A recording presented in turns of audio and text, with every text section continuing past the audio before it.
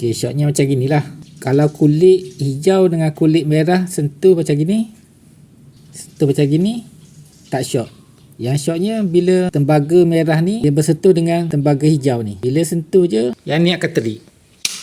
Yang ni akan terik. Jadi cara untuk selesaikan masalah ni, kita kena tutup semua yang ada ni. Dan kita naikkan RCCB ni. Mesti tak terik. Pasal apa? Pasal kita dah tutup api dekat MCB ni. Okay, kalau hitam pula, tembaga hitam ni bersentuh dengan tembaga hijau, bersentuh macam gini lah.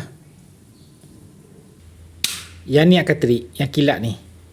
Bukan yang ni. Kalau kita jatuhkan semua MCB ni, terik juga. Pasal apa terik? Pasal hitam ni, dia tak pergi ke sini. Hitam ni, dia terus pergi ke sini. Pergi ke sini atau sini. Sebab tu dia terik, walaupun kita dah tutup MCB ni. Kalau yang merah ni pula bersentuh dengan tembaga hitam ni, ini orang panggil litar pintas ataupun ada juga orang panggil short circuit. Dia akan terik yang ni. Salah satulah daripada mana api yang kita ambil tadi. Contohnya saya ambil api daripada sini, dia akan terik yang ni. Sentuh je tembaga merah dan tembaga hitam, terus dia akan terik yang ni. Kadang tu sampai dua-dua sekali dia boleh terik. Ini terik, ini pun terik. Tembaga merah ni dengan tembaga hitam ni dah cantum macam gini.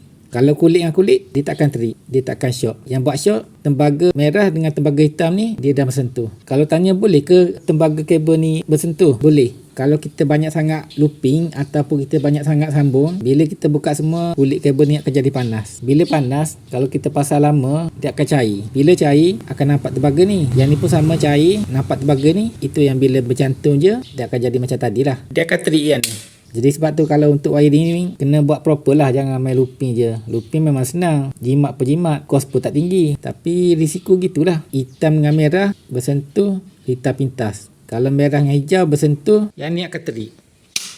Yang ni akan terik. Kalau hitam yang bersentuh dengan hijau, sama juga. Yang ni akan terik, yang kilat ni. Jadi kena buat proper lah wiring ni.